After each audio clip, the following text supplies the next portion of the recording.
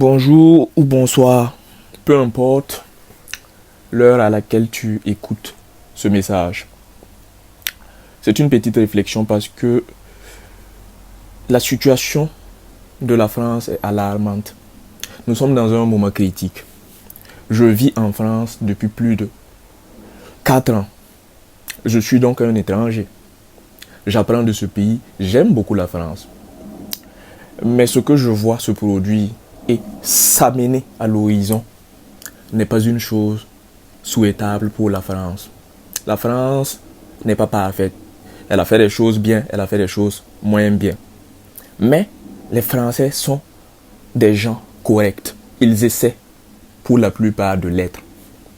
Et ce n'est pas normal que ce pays connaisse des bains de sang.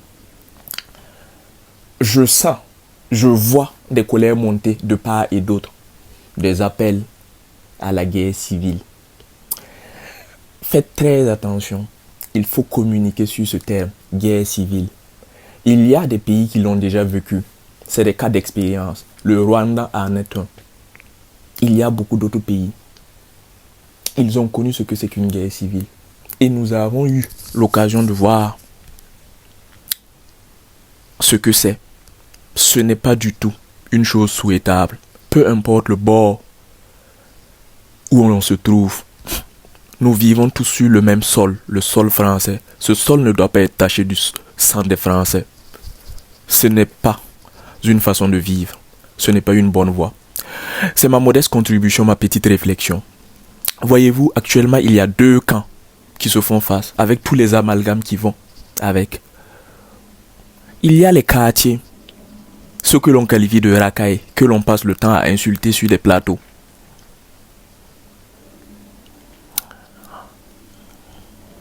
Et il y a l'expression de leur colère. Les émeutes deviennent de plus en plus rapprochées.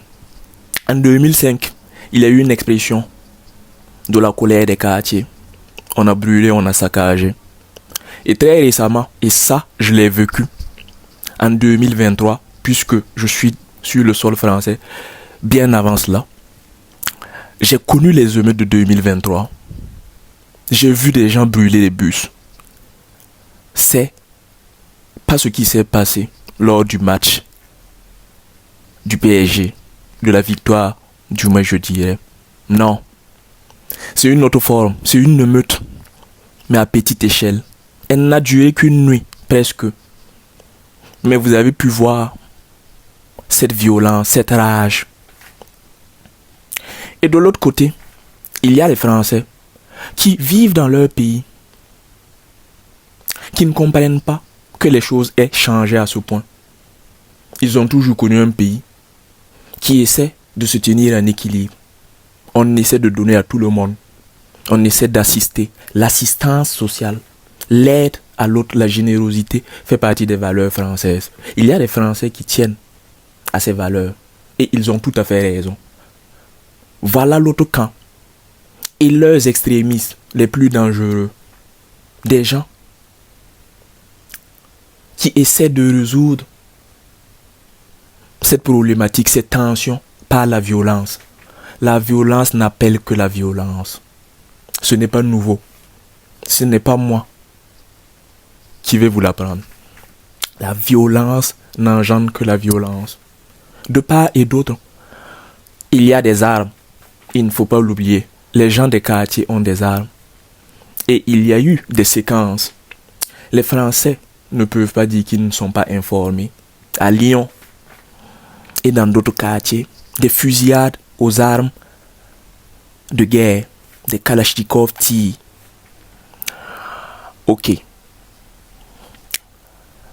Serait-il correct que les Français s'entretuent? Je ne crois pas. Que l'on soit politicien, que l'on soit de tel bord, de gauche ou de droite, peu importe, du parti politique où on est d'abord Français avant tout. Et chaque Français se doit de protéger les autres Français, se doit de protéger la France. Protéger la France, c'est l'éviter une guerre civile. Je vous remercie. Prenez le temps de réfléchir. Je ne sais pas d'où vous êtes, de quel camp êtes-vous, mais ne faites pas des amalgames et des confusions. Les étrangers n'ont rien à voir avec une situation interne. C'est un problème entre Français. Elle ne concerne en aucun cas les étrangers. Un noir ne représente pas tous les noirs. Un noir qui casse, c'est un noir qui casse. Il a son origine, il a son histoire. Que celui qui casse réponde de sa casse. Il ne faut pas mettre tous les noirs dans un même panier. Cette façon de réfléchir, ces raccourcis, ont déjà montré de par le passé leur horrible visage. Faisant en sorte de ne pas repartir en arrière. Faisant en sorte de tirer des leçons de l'histoire. L'étranger aime la France, il tient à ce que la France le protège. Des étrangers vivent, travaillent, payent leurs impôts, soutiennent le trésor français.